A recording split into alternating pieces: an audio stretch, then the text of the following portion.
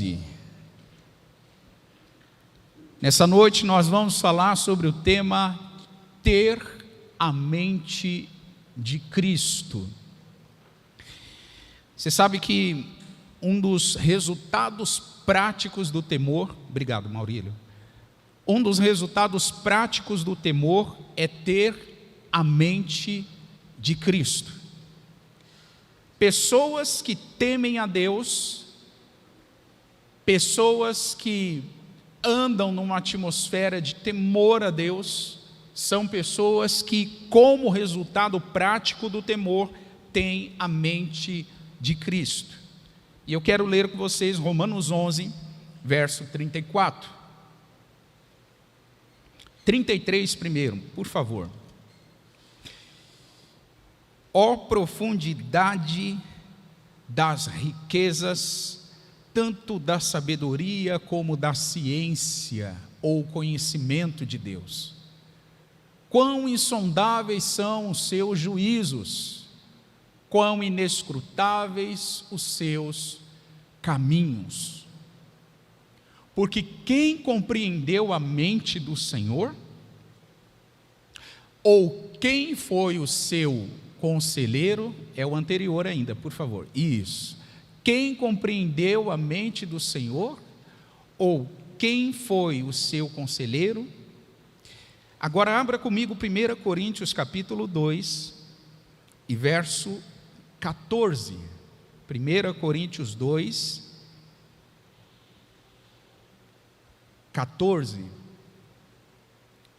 Ora, o homem natural não compreende as coisas do Espírito de Deus, porque lhe parecem loucura, e não pode entendê-las, porque elas se discernem espiritualmente.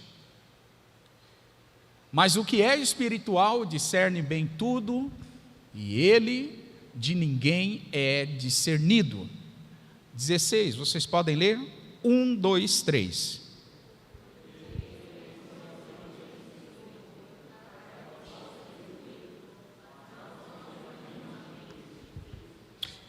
Paulo, ele está fazendo duas afirmações poderosas, tanto em Romanos 11, como no capítulo 2 de 1 Coríntios.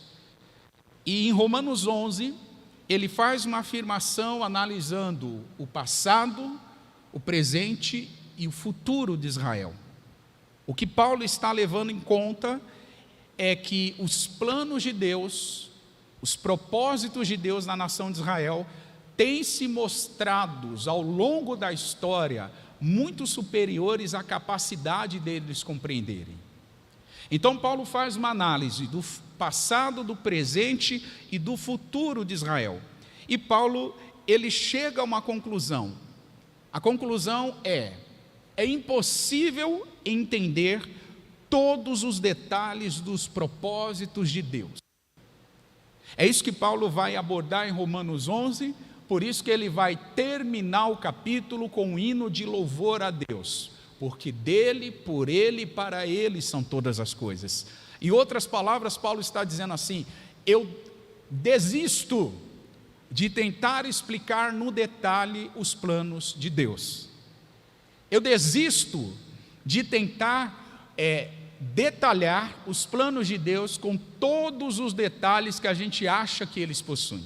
E aí o Paulo faz essa declaração de louvor ao Senhor. Quando a gente olha para Romanos 11, a gente percebe que Paulo, ele diz que os planos de Deus são maiores e que os planos de Deus não cabem questionamentos. É importante a gente entender isso, que os planos de Deus não cabem questionamentos.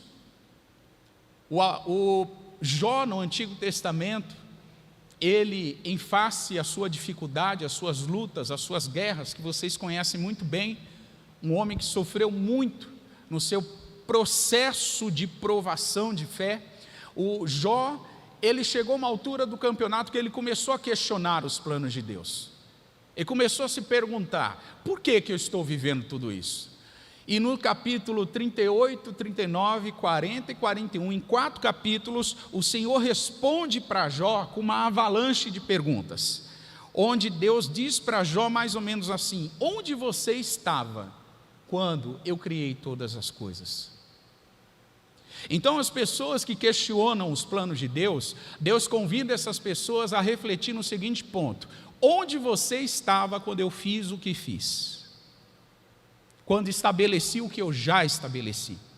Em outras palavras, Deus diz para nós aí, assim: se coloque no seu lugar que eu já estou no meu. É o que Deus quis dizer para Jó. Jó, se coloque e se sujeite ao seu lugar, porque ao meu eu já estou nele. Então o Paulo tem essa compreensão. É impossível explicar no detalhe o que Deus está fazendo, porque Deus, Ele faz coisas que às vezes é impossível de entender. Já em 1 Coríntios, o foco do Paulo é apresentar a diferença entre a sabedoria espiritual e a sabedoria natural. E o Paulo vai dizer assim: quem tem sabedoria espiritual discerne bem tudo. E nessa ocasião Paulo cita e conecta esse entendimento a um texto lá do profeta Isaías. Isaías 40, versículo 13, o profeta ele faz uma pergunta: quem guiou o Espírito do Senhor? E quem é o seu conselheiro? Ou quem o ensinou? Então o profeta Isaías 40, 31, ele está dizendo exatamente isso. Quem é que pode guiar o Senhor? Quem é que pode definir o que Ele faz, como Ele faz e quando Ele faz? Ninguém tem essa autoridade. Ninguém tem esse poder. Ninguém pode decifrar com precisão e com detalhe os caminhos de Deus. Agora, em contrapartida, o finalzinho do versículo 16 do capítulo 2 de 1 Coríntios traz uma informação poderosíssima. Olha o que diz esse texto. Depois do ponto de interrogação, o Paulo afirma. O Paulo não pergunta, o Paulo não pede opinião da igreja, o Paulo não pede a opinião dos demais apóstolos, o Paulo afirma: nós temos a mente de Cristo. Nós temos a mente de Cristo. Ninguém pode guiar o Senhor, mas Ele pode nos guiar se nós tivermos a mente dEle. Preste atenção nisso. Paulo está dizendo que ninguém guia o Senhor, ninguém dá conselho para Ele, ninguém faz nada, ninguém diz para Ele como Ele deve trabalhar, mas Ele nos guia se nós tivermos o quê? A mente de Cristo. E o que isso significa, pastor? O que significa ter a mente de Cristo? Ter a mente de Cristo significa que temos consciência de que não somos mais as mesmas criaturas. Ter a mente de Cristo significa que o Senhor veio habitar em nós por intermédio do seu Espírito, e por causa disso nós fomos regenerados, fomos feitos novas pessoas. Nós não somos mais as mesmas pessoas, porque o Espírito vem habitar em nós, porque há uma obra de regeneração, nós assumimos uma nova identidade, porque quem está em Cristo é uma nova, as coisas velhas, e tudo se faz, ou seja, a gente assume uma nova identidade. Que identidade é essa, pastor? Identidade de filho de Deus. Só que, olha que interessante, quantos aqui são pais? Levantem a mão. Você sabe que o filho tem fases, né? Então, o filho começa ainda a mamar, a sentar, a engatinhar. De repente ele começa a se colocar de pé com as perninhas toda cambota e começa a ensaiar os primeiros passinhos. Esses são os filhos. Só que os filhos crescem. Os filhos se tornam crianças, se tornam adolescentes, se tornam adultos. Por exemplo, o meu Pedro, semana que vem, vai fazer 18 anos. Meu filho ficou de maior. E sabe o que é interessante, irmãos? Todos que são pais sabem do que eu estou falando. Você trata o filho de acordo com a fase que ele vive. E Deus, que é um Pai por excelência, você acha que Ele trabalha conosco de que forma? De acordo com a fase que nós vivemos. Então a identidade de Jesus em nós, ela vai sendo formada à medida que amadurecemos. E o que é maturidade, irmão? Ter a mente de Cristo.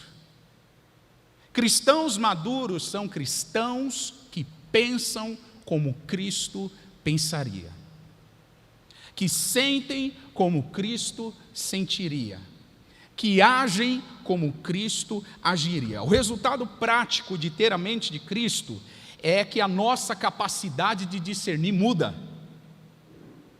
A nossa capacidade de enxergar o mundo muda. A nossa capacidade de se relacionar com as pessoas muda. Quando temos a mente de Cristo, muitas coisas mudam na nossa mente natural e nós assumimos a identidade de uma mente espiritual. É isso que Paulo está dizendo no versículo 16. No 14, ele chega a dizer que quem é natural não compreende as coisas que são de quem, gente? Do Espírito. Por que ele não pode compreender? Porque as coisas do Espírito, para quem é natural, são loucas, parecem loucura.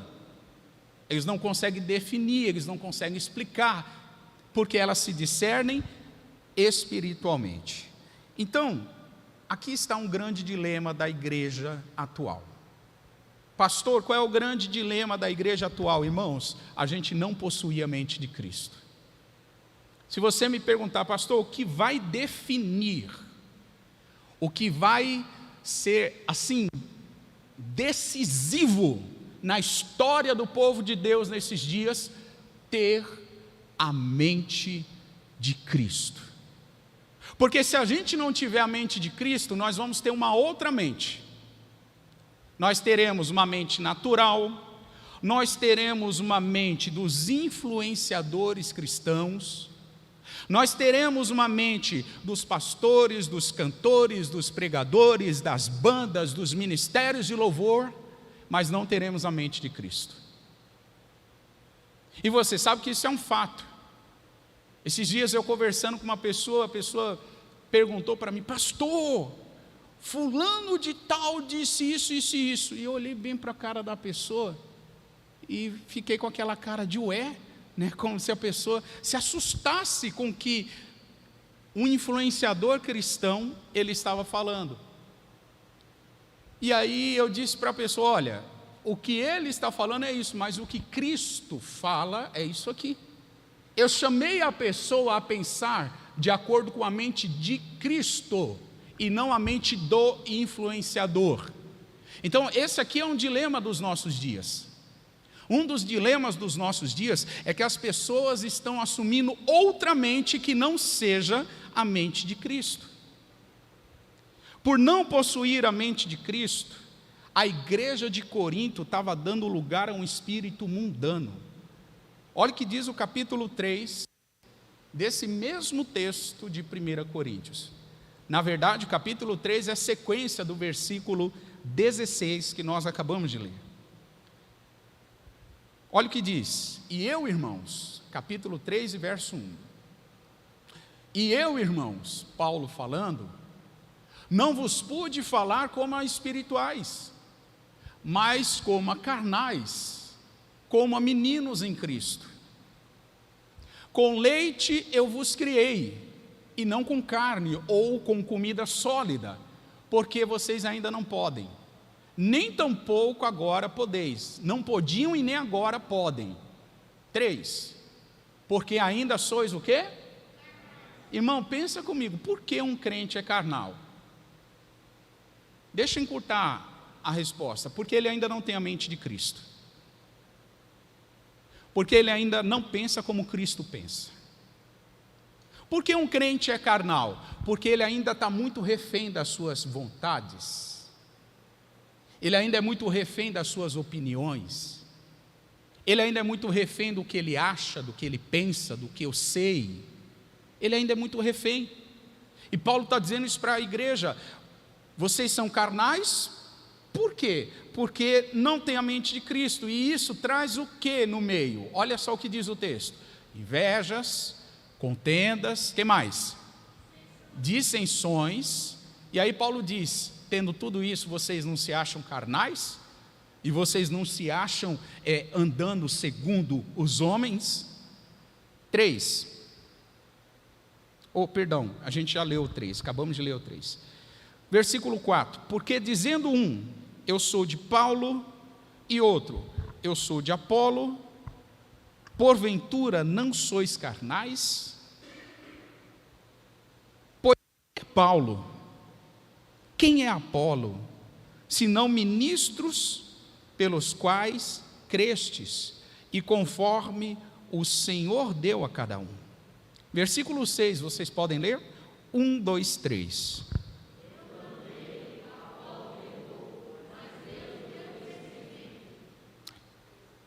A denúncia de Paulo é a seguinte: quando cristãos não têm a mente de Cristo, eles assumem a mente dos homens. E quando assumem a mente dos homens, eles viram refém de disputas, de vaidade, de dissensão, do que eu acho, do que eu deixo de achar, do que essas baboseiras todas. Por quê? Porque não tem a mente de Cristo. Por quê? Cristo ainda não assumiu a mente da pessoa. Então, eu quero te dar aqui 3 motivos do porquê devemos ter a mente de Cristo. 3 motivos. Por que eu preciso ter a mente de Cristo? Por que você precisa ter a mente de Cristo? Primeiro motivo: porque Ele pagou o preço da nossa redenção. Ouça isso: nenhum influenciador que você admira pagou o preço da sua redenção. Nenhuma pessoa, por mais inspiradora que seja, por mais de Deus que ela seja, pagou o preço da sua redenção. Nenhuma pessoa, por mais dinheiro que tenha colocado na sua conta, pagou o preço da sua redenção. Nenhum patrão, por mais que tenha promovido você 5, 6, 7 ou 10 vezes, ele pagou o preço da sua redenção. Nenhum político, por mais alinhada a visão política com a visão que você tem, pagou o preço da sua redenção. Sabe quem pagou o preço da sua redenção? Jesus. Então a sua mente precisa ser formada conforme a mente de Cristo. Então o primeiro motivo do porquê a gente deve ter a mente de Cristo, porque Ele pagou o preço para que a gente tenha a mente dEle. 1 Coríntios 7, 23, olha o que diz esse texto. 1 Coríntios 7, 23. Vocês podem ler? 1, 2, 3.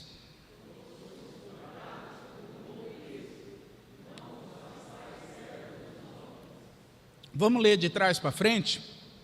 Olha o entendimento. Paulo está dizendo assim, vocês não devem ser servos dos homens. Vocês não devem ser servos dos influenciadores, por mais que você admire. Você não deve ser servo de pessoa alguma. Servo não no sentido de servir, mas servo no sentido de estar preso, refém da opinião de uma pessoa. E aí Paulo diz o seguinte: vocês não devem ser reféns de ninguém, porque vocês foram comprados por bom preço. Vocês foram comprados. Vocês têm um dono. Alguém investiu na sua vida e não investiu barato. Jesus pagou um preço por nós sem pechinchar. Logo, nós devemos viver um alto nível de vida cristã sem reclamar. Se você acha que Jesus pechinchou para o diabo, dizer, abaixa o preço que eu compro. Jesus não pechinchou, Ele pagou o preço integral. Ele pagou o preço total por você. Até a última gota do sangue dele, Ele derramou para nós sermos redimidos. Ele pagou o preço para que a gente não seja servos dos homens. Ele pagou. Então, quem lhe comprou, quem te comprou, quem nos redimiu do mercado da escravidão do pecado, esse tem autoridade para formar e influenciar minha mente. Esse tem. Outros não. Esse tem. 1 Pedro capítulo 1, 18 e 19. Sabendo que não foi com coisas corruptíveis, como prata ou ouro, que fostes resgatados, essa expressão é bela, que fostes resgatados, 1 Pedro 1, 18, da vossa vã maneira de viver, que por tradição vocês receberam dos vossos pais. Não fomos comprados com coisas corruptíveis, não fomos comprados com prata ou ouro, coisas que se corrompem, não fomos comprados a um baixo preço, a gente foi comprado da nossa vã maneira de viver, fomos resgatados por Cristo. Verso 19, com o precioso sangue de Jesus. Precioso sangue. Qual é o preço de sangue, irmão? Pedro diz que é precioso. O precioso sangue de Cristo, como de um cordeiro imaculado e incontaminado. Então, o primeiro motivo para você ter a mente de Cristo é porque Ele pagou o preço da sua redenção. Ele pagou por você, viu? E isso vai ser cobrado no grande dia. Se Ele pagou por nós, no grande dia isso vai ser cobrado de nós. Por que que a gente não teve a mente de Cristo? E aí eu fico pensando, quais são as desculpas que a gente vai ter? A gente vai dizer mais ou menos assim, é porque o senhor não tinha perfil no Instagram para me influenciar. É porque o senhor não estava nas discussões políticas do meu tempo. É porque o senhor, quando eu precisei de dinheiro, o senhor não proveu. Qual vai ser a nossa desculpa, irmão? Quando chegar no tribunal de Cristo e assim, uma das coisas que a gente vai prestar contas, eu creio, porque está dentro do contexto de 1 Coríntios 2, depois você pode ler com mais calma em casa, mas um dos contextos é o tribunal de Cristo. Chegando diante do tribunal de Cristo, você perguntar para mim, por que que você não teve a minha mente? Por que que você não pensou como eu pensei? Por que que você não sentia como eu sentia? Por que que você não agia como agia? Qual é a desculpa que eu vou dar para ele, gente? Qual é a desculpa que eu vou dar para Jesus? Eu vou dizer para ele, o senhor sabe, né? Sabe o quê? Então, o segundo motivo para a gente ter a mente de Cristo, porque é a única maneira da gente ceder ao Espírito, e a única maneira de nós andarmos no Espírito. Preste muita atenção nisso. Não tem como ceder ao Espírito e andar no Espírito se a gente não tem a mente do Espírito, a mente de Cristo. Então, o segundo motivo do porquê a gente deve ter essa mente, porque senão a gente não anda no Espírito. Vocês vão se lembrar de Efésios 4:30, que Paulo disse que não devemos entristecer quem, gente? Não devemos entristecer quem, igreja? O Espírito Santo de Deus, porque nós estamos selados nele para o dia da redenção. A pergunta é, quando é que a gente entristece o Espírito? Quando é, pastor? Quando a gente não cede lugar para ele trabalhar em nós.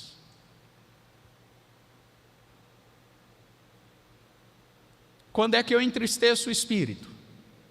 Quando eu não cedo lugar para ele trabalhar em mim. Você sabia que o Espírito quer trabalhar em ti? Por isso que o jargão antigo do meio evangélico é, dá lugar, irmão.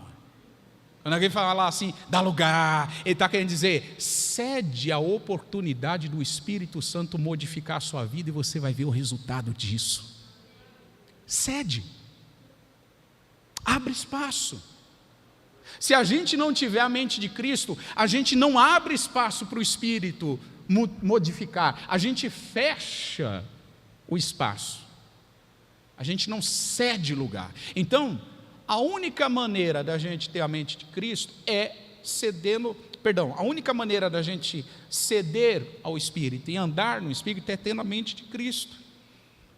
O próprio Senhor Jesus, em João 16, 8 e 9, ele disse: convém que eu vá, porque se eu não for, o Consolador não virá, mas se eu for, eu vou enviá-lo.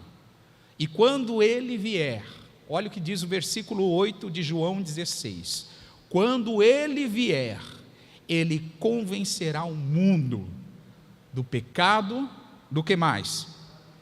Da justiça e do que mais? Presta atenção, o Espírito Santo convence aonde ele encontrou pessoas que cederam a ele. Esta atitude de ceder ao Espírito é uma atitude que mostra que nós estamos pensando como Cristo pensaria. Por que o Espírito convence? Porque ele achou lugar. O Espírito não pode convencer onde ele não acha lugar. O Espírito não pode convencer onde há dureza de coração, onde há orgulho, onde há presunção, onde há soberba, onde há ausência de quebrantamento. O Espírito não pode convencer. Ele só convence onde ele encontra espaço. E aí ele convence do quê? Do pecado, da justiça e do juízo. E o resultado disso? Romanos 8. Eu quero te mostrar o resultado de quando o Espírito convence. Versos 5 e 6. Porque os que são segundo a carne, eles vão se inclinar para as coisas da carne. Mas os que são segundo o Espírito, eles se inclinam para as coisas do Espírito. Porque a inclinação da carne é morte, mas a inclinação do Espírito é vida e paz. Irmão, qual é o nível de abertura e de acesso que o Espírito encontra para nos convencer? Isso é decisivo. Esse é assunto de vida ou morte espiritual. É isso que Paulo está dizendo aqui no Romanos 8. Você quer viver espiritualmente? Então começa a avaliar o nível de espaço que você está dando para o Espírito te modificar. Você quer morrer espiritualmente? Fecha o seu coração. Só fechar. Quer morte espiritual? Só fecha, trava. Simples assim. Quer viver? Abre. Permite ele modificar. Dá lugar, irmão. Dá lugar.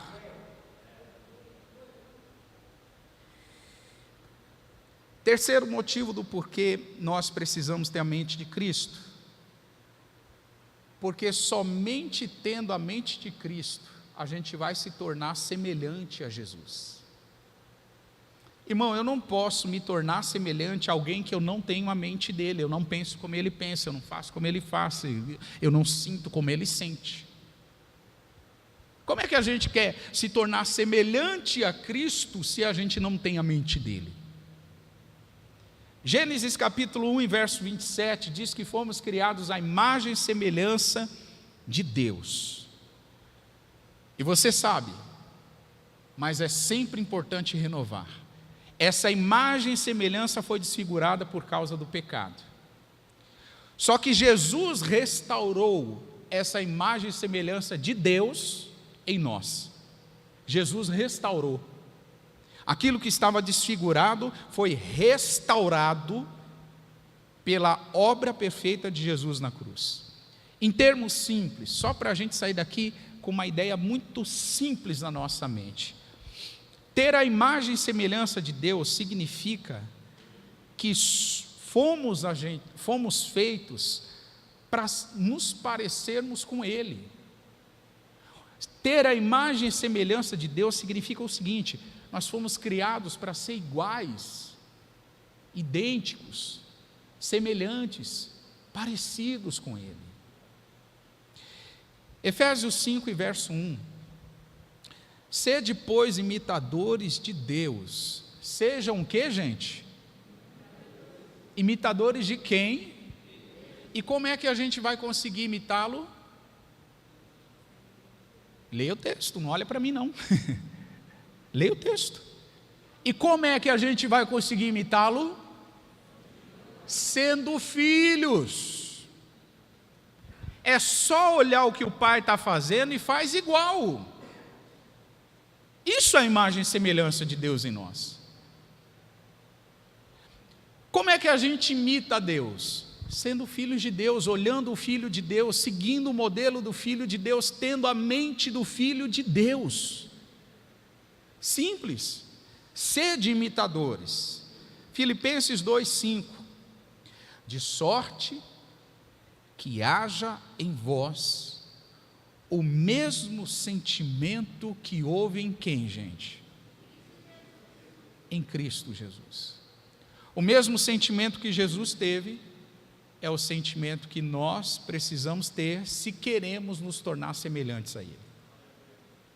O mesmo pensamento que Jesus teve é o pensamento que nós precisamos ter se nós queremos nos tornar semelhantes a Ele. Então, a ideia aqui nessa noite é muito simples. Um dos grandes sinais que o temor de Deus está sobre mim e sobre você é que nós assumimos a mente de Cristo. Nós abrimos mão da nossa mente. Nós abrimos mão da influência que recebemos humana e nós abraçamos a influência espiritual, a influência do Cordeiro de Deus, a influência daquele que morreu, mas que ressuscitou por todos os nossos pecados. Eu quero te convidar a se colocar de pé. E quero responder, junto com você, a última pergunta. Pastor, como é que a gente tem a mente de Cristo? Através do novo nascimento.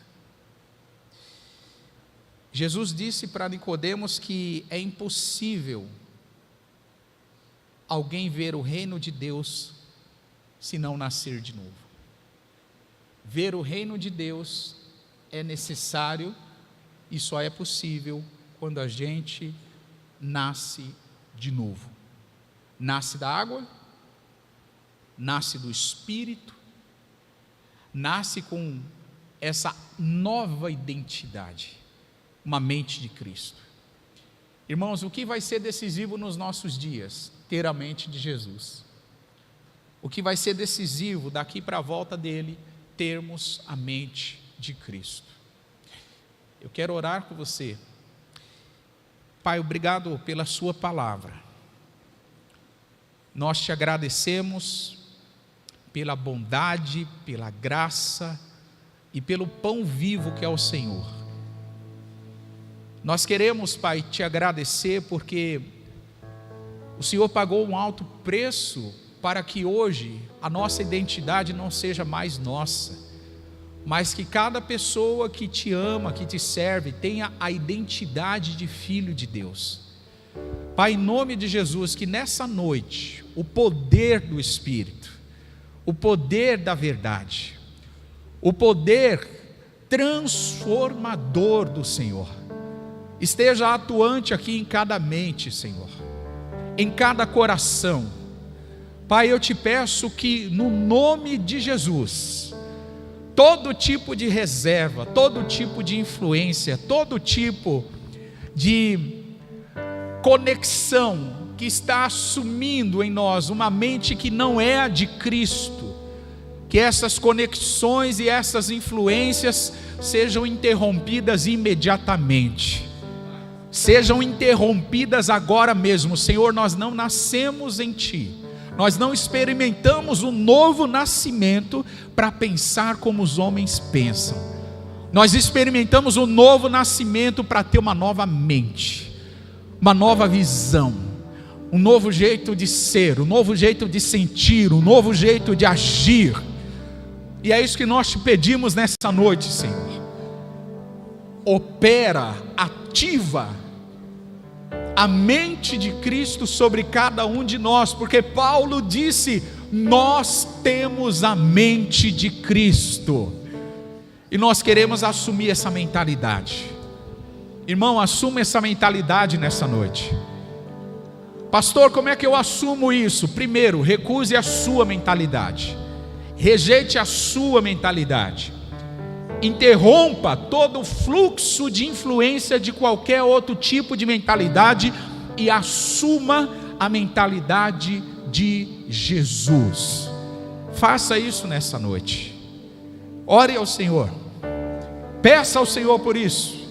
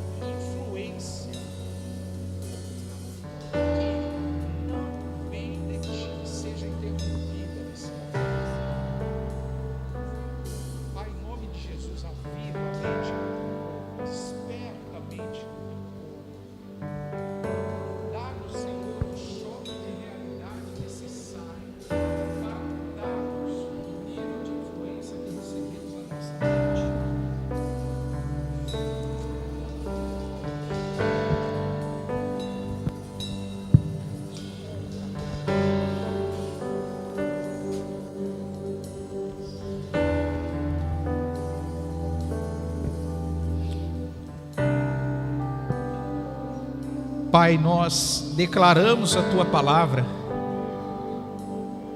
que não andamos segundo a carne. Nós declaramos a Sua palavra, que as armas da nossa milícia não são carnais, mas são poderosas no Senhor, para destruir fortalezas. E nós declaramos que toda fortaleza de mente que foi alimentada por causa de uma influência estranha, de uma mentalidade que não é a Tua, Senhor, nós declaramos as fortalezas da mente derrubadas. Nós declaramos os conselhos destruídos, conselhos que procedem da mente natural, destruídos nessa noite. Toda altivez que se levanta contra o conhecimento de Deus é interrompido e cancelado agora, em nome de Jesus. Nós declaramos a nossa mente, nós declaramos o nosso entendimento totalmente sujeito a Jesus. Jesus, Tu és Senhor do nosso entendimento, Tu és o Senhor da nossa mente, Tu és o Senhor do nosso coração. Aquilo que pensamos e sentimos, nós queremos que seja alinhado à Sua vontade, não à vontade humana, não à razão humana, não ao entendimento humano, mas sim à Sua vontade, Senhor. Sim ao Teu reino. Venha o Teu reino sobre a nossa mente. Assume o lugar na nossa mente, no nosso coração. Transforma a nossa maneira de pensar, transforma a nossa maneira de sentir, transforma a nossa maneira de enxergar o mundo, de enxergar as pessoas, de enxergar as circunstâncias. Queremos ter a mente do Senhor, queremos ter a mente do Senhor.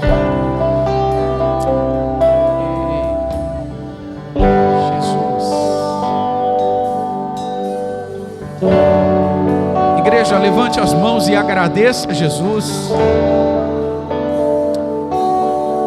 Agradeça ao Senhor pela mente de Cristo que está em nós.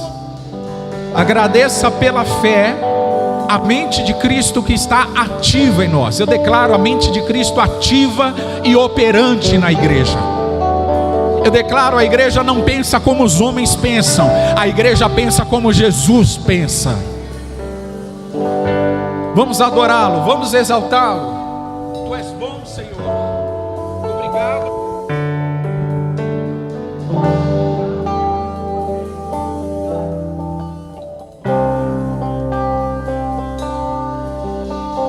A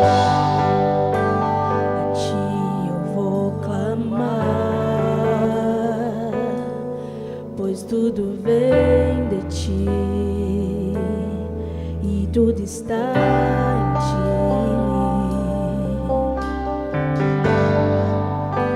Por ti vou caminhar, tu és a direção, o sol a me guiar. Tudo pode passar, teu amor jamais me deixará. Sempre há de existir um novo amanhã preparado pra mim.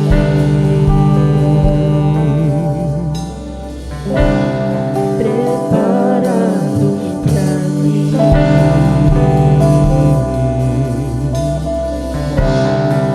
A ti, Senhor, a ti eu vou clamar, pois tudo vem de ti e tudo está em ti. Por ti vou caminhar, tu és a direção e o sol a me guiar. Tudo pode passar, teu amor jamais me deixará. Sempre há de existir um novo amanhã preparado pra mim. Preparado pra mim. Preparado pra mim.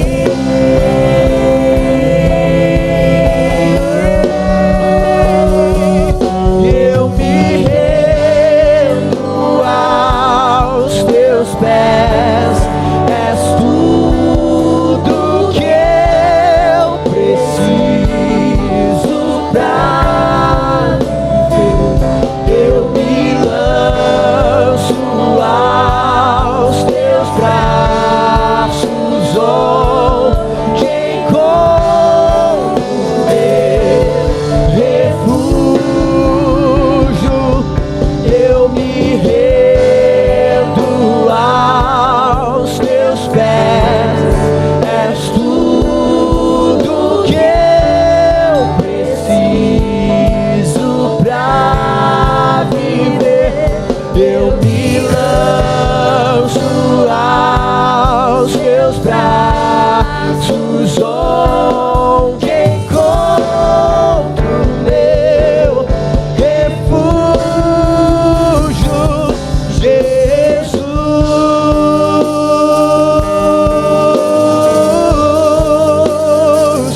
Eis-me aqui.